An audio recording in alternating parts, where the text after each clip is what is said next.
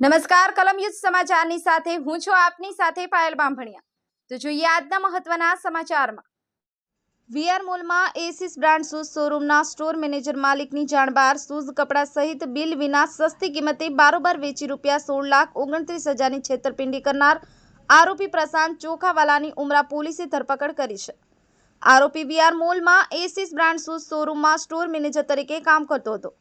તેણે ગત 28 નવેમ્બર 2022ના રોજ રૂમમાં ખરીદી કરવા આવતા ગ્રાહકોને બિલ વિના અને સસ્તી કિંમતે બારોબાર વેચાણ કરી કંપની સાથે ગોબાચારી આચરી હતી તથા શોરૂમના માલિક દ્વારા તપાસ હાથ ધરવામાં આવતા 3 માસમાં પ્રશાંત ચોખાવાલાએ 154 નંગ શૂઝ, ટી-શર્ટ, ટ્રેક પેન્ટ, 81 નંગ મોજા સહિત કુલ 247 નંગ ચીજવસ્તુઓનો સ્ટોક મળી આવ્યો ન હતો।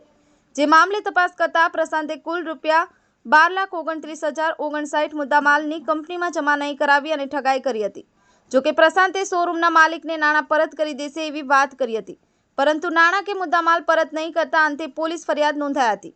બ્યુરો રિપોર્ટ, કલમ યુદ્ધ સમાચાર, રમેશ સત્યની સાથે।